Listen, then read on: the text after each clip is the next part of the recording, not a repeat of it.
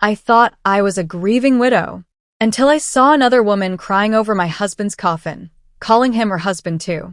And when I looked at her kids, they had my husband's eyes. That's when I realized my entire marriage had been a lie. Because what I'm about to tell you changed my entire life.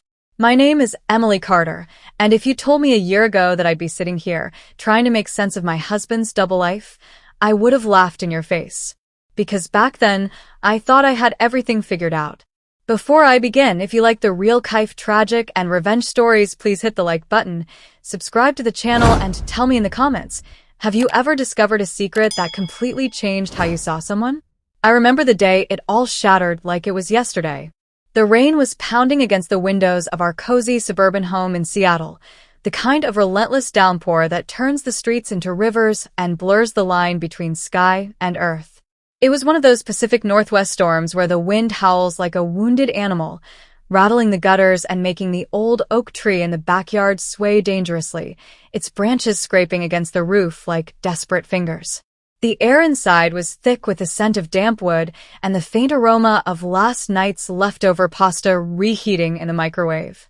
I was standing in the kitchen, my hands wrapped around a mug of chamomile tea, the steam rising in lazy curls that fogged the glass pane before me. I stared out at the chaos, the sheets of water cascading down the driveway, pooling in the flower beds where my carefully planted tulips were now drowning. Trying to shake off the vague unease that had been gnawing at me all morning, like an itch I couldn't quite reach, I sipped the tea, its floral notes doing little to calm the knot in my stomach. My name is Emily Harper, and at 32 years old, I thought my life was a well-crafted tapestry of love, stability, and quiet ambition. But that tapestry was about to unravel in ways I could never have foreseen. The unease had started subtly. A missed call from Mark the night before, his text saying he was caught up in meetings in New York, followed by radio silence. It wasn't unusual for him to go dark during busy trips, but something felt off, like the storm outside was mirroring a turbulence building inside me. I glanced at the clock on the wall, its ticking amplified by the quiet house. Max, our golden retriever, paced at my feet, whining softly, as if he sensed it too. I knelt down to scratch behind his ears, his fur soft and warm against my cold fingers. "It's just the weather, buddy," I murmured, though I didn't believe it myself. Little did I know, the real storm was about to break, tearing through the illusions I'd built my world upon. The spark of illusion. Let me take you back, because to truly grasp the depth of the betrayal, you need to understand the foundation it was built on. The illusion of a perfect love story that Mark and I had scripted together. It started in the fall of 2013, during my junior year at the University of Washington.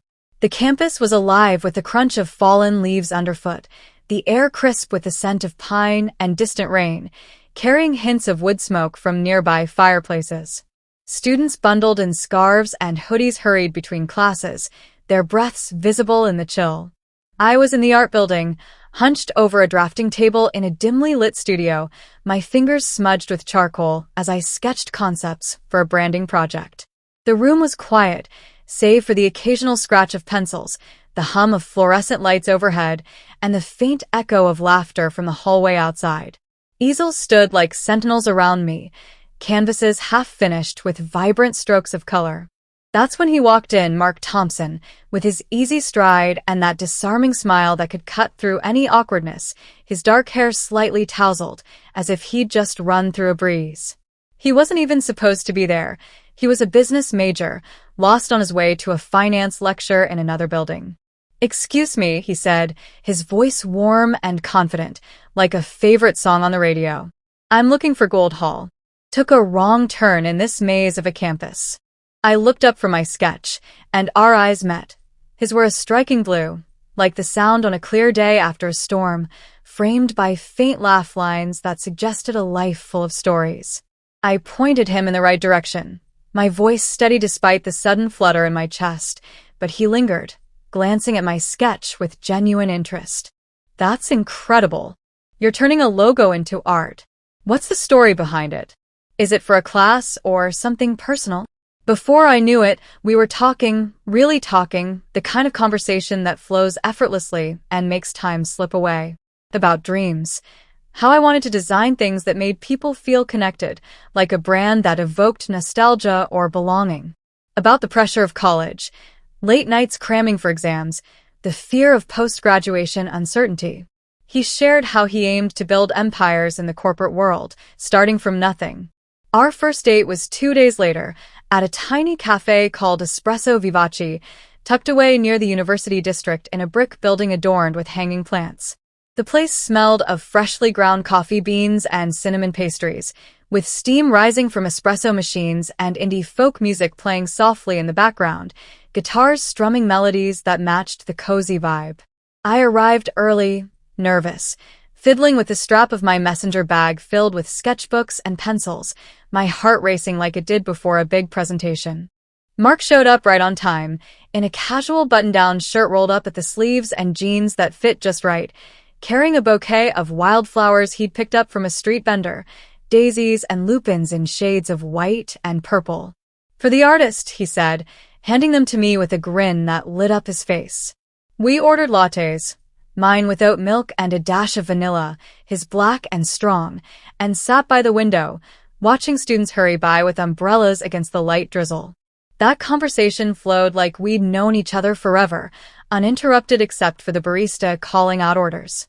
He told me about growing up in a small town in Oregon, a place with rolling hills and family farms, how his parents' death in a car accident when he was 16 had forced him to grow up fast, handling bills and his younger siblings' needs while finishing high school. "It taught me to seize the day," he said, his eyes earnest and vulnerable, locking onto mine. "Life's too short for regrets." I opened up about my own family, my mom in Chicago, a single parent who worked 2 jobs as a nurse and a waitress to put me through art camps as a kid, scraping together every penny for supplies. My dad who left when I was 5, leaving behind only faded photos and unanswered questions. We bonded over resilience, over turning pain into purpose, sharing stories of small triumphs like my first art show in high school or his scholarship to UW. When he accidentally knocked over his latte, spilling it across the table and onto my notebook, the hot liquid soaking into the pages and blurring my doodles, I didn't get upset. I laughed, blotting it with napkins, and he joined in, his chuckle deep and genuine, echoing in the small space. "Well, that's one way to make a lasting impression," he joked, his hand brushing mine as we cleaned up. By the end of the date, as he walked me back to my dorm under a shared umbrella, the rain pattering softly around us and streetlights casting golden halos on the wet pavement, I knew this was something special, a connection that felt rare and electric. Blossoming deception. From there, our relationship blossomed like spring in the Northwest, vibrant, unpredictable, full of color bursting forth after months of gray. We spent weekends hiking in the Cascade Mountains, our boots crunching on gravel paths lined with ferns and towering evergreens that whispered in the wind. Mark would pack backpacks with sandwiches, turkey and avocado on whole grain, my favorite, trail mix with extra almonds, and a thermos of hot cocoa, always remembering my preference for dark chocolate with sea salt sprinkled on top. We'd reach viewpoints overlooking misty valleys, the air fresh with the scent of pine sap and earth, where fog clung to the treetops like a soft blanket. He'd pull me close, his arm around my shoulders, his jacket smelling of cologne and the outdoors, whispering, "This is us, M." Conquering the world one step at a time. Evenings were spent in our cramped apartments, cooking pasta from scratch, him chopping vegetables clumsily with a chef's knife, onions making his eyes water, while I designed labels for imaginary wine bottles on my laptop, the kitchen filled with the sizzle of garlic and olive oil and laughter over his mishaps. We'd argue playfully about music. He loved classic rock like Led Zeppelin, blasting Stairway to Heaven on his old record player, while I leaned toward indie bands like me.There, their melancholic tunes playing from my phone. But those differences only drew us closer, turning debates into inside jokes. Graduation came in 2015, a whirlwind of caps and gowns under a rare sunny Seattle sky, the quad buzzing with families and cheers. Mark landed his job at Technova, a rising software company specializing in cloud solutions for businesses, his office in a sleek downtown building with views of the Space Needle. The pay was solid, enough for us to afford a small apartment in Capitol Hill, with its eclectic vibe of street art murals on brick walls, bustling coffee shops, and the hum of city life outside our window. I started interning at a design firm, building my portfolio with logos for local startups, craft breweries, and eco-friendly brands, the creative buzz energizing me. Life felt like it was accelerating in the best way, full of promise. Mark's travel began almost immediately. Client meetings in Chicago, sales pitches in Boston, conferences in New York, his suitcase always packed with gadgets and presentation slides. "It's temporary," he'd assure me, packing his suitcase with neatly folded shirts and ties, his hands efficient from practice. "Once I make senior rep, it'll settle down." I'd see him off at Seattle-Tacoma Airport, waving as he disappeared into the security line amid the crowd of travelers, then return home to Max, our golden retriever puppy we'd adopted from a shelter to keep me company during his absences, his playful barks filling the quiet. Those absences, they were the first cracks, though I didn't see them then, like hairline fractures in glass before it shatters. He'd be gone for 4 or 5 days at a stretch, sometimes a full week, the house feeling emptier without his presence. But he made up for it with constant communication, texts throughout the day with emojis and quick updates, video calls at night where he'd show me his hotel room with its generic decor or the city skyline twinkling outside the window. "Miss you already," he'd say, blowing kisses through the screen, his face pixelated but sincere. Gifts arrived like clockwork, a necklace from a Boston artisan market with a pendant shaped like a wave, handmade soaps from Chicago scented with lavender and honey. It kept the romance alive, turned his travels into adventures we shared from afar, like postcards from a shared dream. We got engaged in 2016, on a trip to the Olympic Peninsula, the drive winding through dense forests with shafts of sunlight piercing the canopy. He proposed at Hurricane Ridge, with the snow-capped peaks as witnesses, the wind whipping our hair as we stood on the overlook. Down on one knee in the crisp mountain air, ring in hand, a simple solitaire that sparkled like fresh snow under the sun, he said, "Emily, you're my home." His voice thick with emotion, eyes glistening.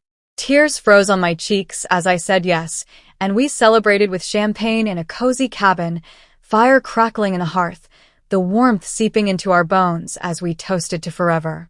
The wedding was in June 2017, intimate and magical, planned over months of venue tours and tastings. We chose a venue by Puget Sound, with the water glistening under the sun and ferries chugging in the distance, their horns a distant melody. I walked down the aisle in a flowing white gown with lace details, wildflowers woven into my hair, to the sound of acoustic guitars strumming our song. Mark waited at the altar in a tailored suit, eyes shining with what I thought was pure love. Vows were personal. I promised to always inspire his dreams with my creativity.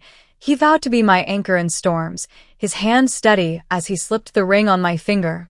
Only about 30 guests, my mom, aunts, uncles from Chicago, all beaming with pride, Sarah and a few college friends in colorful dresses, his colleagues from Technova, clapping heartily.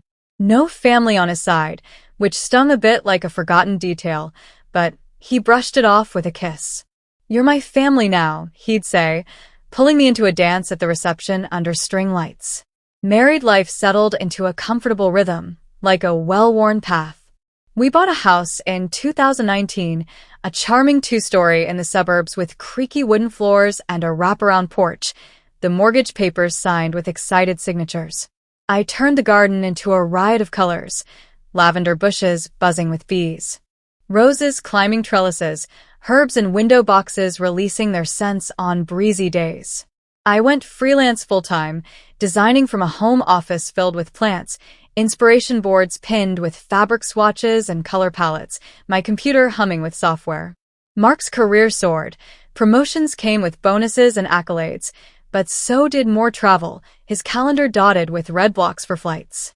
"East Coast clients are demanding," he'd explain, kissing my forehead before leaving at dawn, his suitcase wheels clicking on the driveway. "We talk about kids. Names like Oliver or Sophia, imagining their laughter in the house, but agreed to wait. "Let's build our foundations stronger first," he'd say, his hand on mine. Intimacy was our glue, the thread holding it all. Nights when he was home, we'd cook together. His specialty was grilled salmon with lemon dill sauce, the fish flaking perfectly under the fork. Mine was veggie stir-fries bursting with colors and spices. We'd eat on the patio, watching sunsets paint the sky orange and pink over the neighborhood rooftops, sharing stories from our days, with wine glasses clinking. Bedtime was sacred, tangled sheets smelling of laundry detergent, whispered confessions in the dark, his hand tracing lazy patterns on my back until I fell asleep to the rhythm of his breathing. "I love you more every day," he'd murmur, his lips brushing my ear. But there were odd moments I dismissed, like fleeting shadows. Once, a credit card statement showed charges in Boston when he said he was in Chicago. Dinners at upscale restaurants, hotel stays. Mix up with the expense report, he laughed it off, waving a hand dismissively. Another time, a woman's voice in the background of a call, light and laughing. "Hotel staff," he explained quickly, changing the subject. I trusted him. Why wouldn't I? He was my rock, solid and unwavering, or so I believed. The crash and the unveiling. Then the accident. October 15th, 2025. It was a Wednesday, the date etched into my memory like a scar. I was in my office, finalizing a logo for a coffee brand, my screen glowing with vector shapes and color swatches, the rain still drumming outside. When the phone rang at 5:45 p.m., an unknown caller flashing on the screen, I answered, heart inexplicably racing like a warning bell. "Mrs. Harper? This is Officer Elena Ramirez from the Washington State Patrol." Her voice was professional, but laced with sympathy, the kind that sends ice through your veins. "There's been a serious accident on Interstate 5. Your husband, Mark Thompson, was involved. I'm sorry to inform you, he didn't survive." The words hung in the air, unreal, as if from a nightmare. The world stopped, colors draining from the room. The phone slipped from my hand, clattering on the desk amid scattered sketches. Accident? He was driving home from the airport after a week in New York, his rental car weaving through traffic. I grabbed my keys, drove through the rain in a daze, wipers slapping frantically against the windshield, headlights blurring in the downpour. At the hospital morgue, the air was cold and antiseptic, fluorescent lights buzzing overhead like angry insects. They pulled back the sheet. Mark's face, peaceful but marred by bruises, a deep cut on his forehead crusted with blood, his body still in the suit he'd worn for travel. I touched his hand, icy cold and lifeless, and broke, sobs echoing in the sterile room as a nurse guided me to a chair, her hand gentle on my shoulder. The next days were a fog of grief, time blurring into endless calls and arrangements. I called his boss, Mr. Jenkins, who was stunned, his voice cracking over the line. "Mark was one of our best. We'll handle the details, insurance, everything. Just take care of yourself." Friends descended, Sarah with arms full of groceries and tissues, her hugs fierce. My mom booking the first flight from Chicago, her voice steady but worried. I planned the funeral mechanically.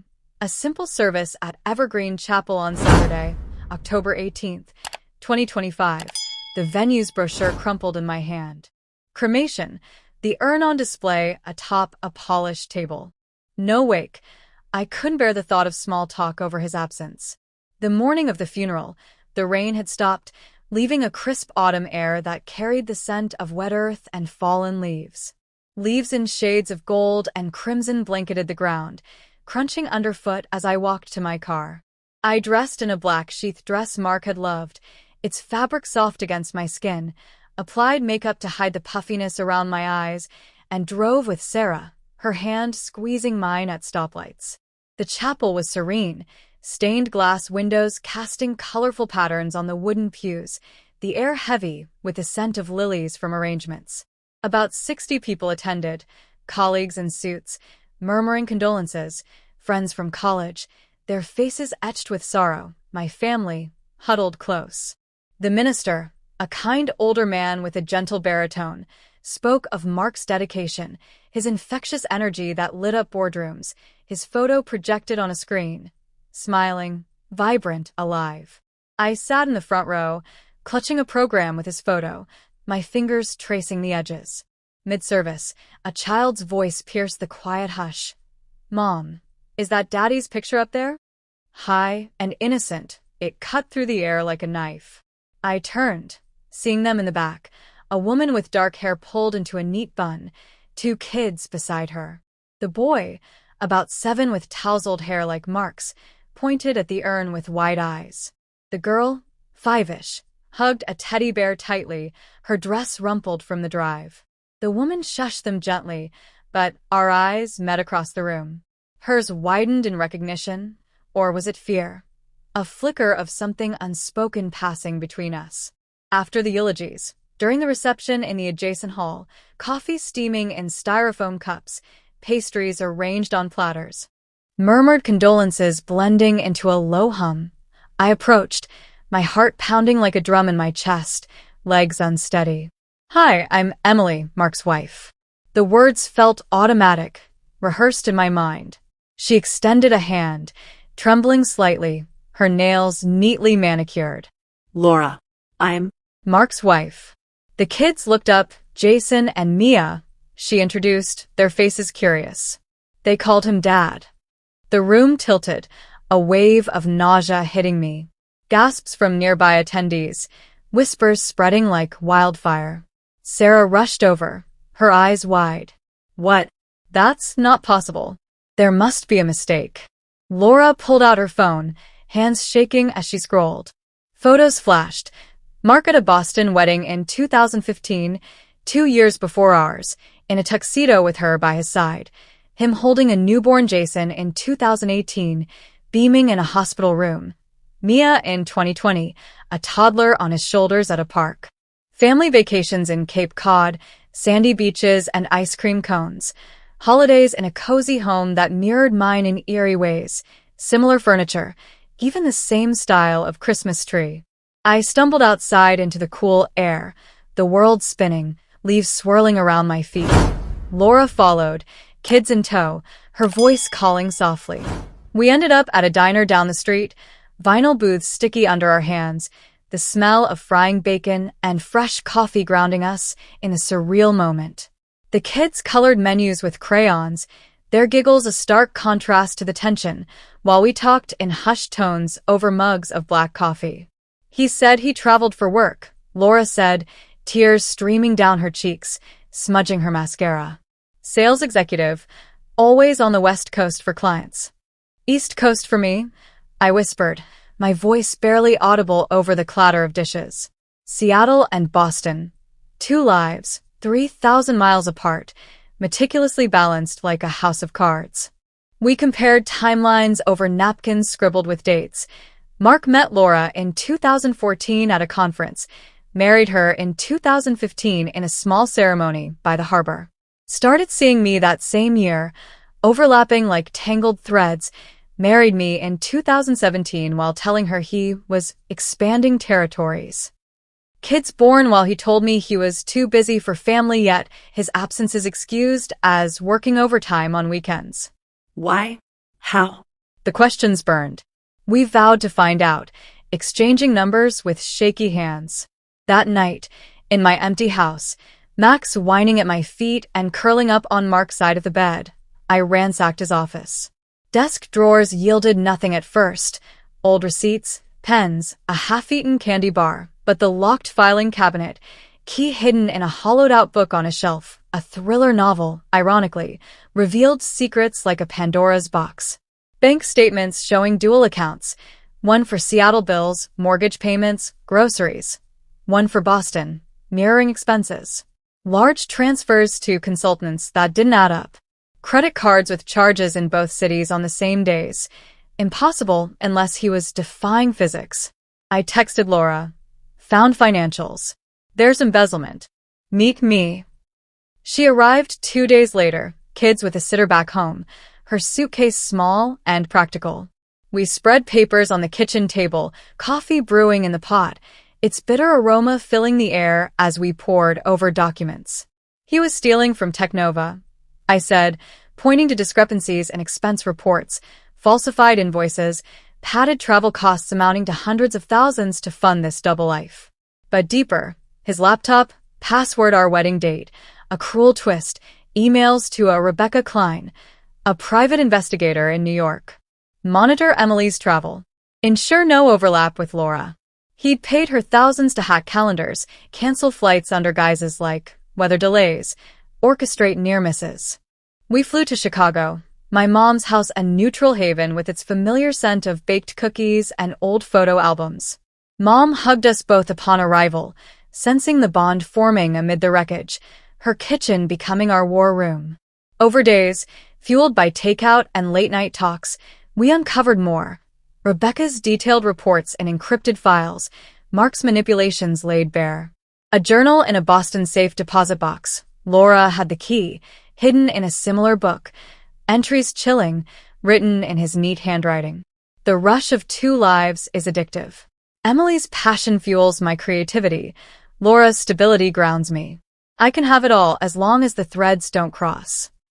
Pain bonded us like solder on broken pieces. We laughed through tears at his quirks, how he always burnt toast to a crisp, no matter the setting, his habit of humming off-key in the shower. Cried over the lost trust, the years stolen. We exposed it all to Technova's HR, the police, affidavits signed, evidence bundled. Assets seized in investigations, but we fought for the kids' college funds to be secured, untouched by his sins. Years on, Laura and I run a firm together. Her sharp accounting skills handling finances, my design expertise crafting brands for small businesses, our office in a shared space overlooking Lake Michigan. Jason and Mia call me Annem. Their visits filled with drawings and stories, their laughter healing old wounds. I met Tom, a quiet architect who's honest and kind, his presence steady without secrets. Deception broke us, shattered the illusions we clung to, but from the fragments, we rose, stronger, woven together in a new tapestry of resilience and truth. So that was my story. If you like that, hit the like button and subscribe for next story. Till then, stay blessed.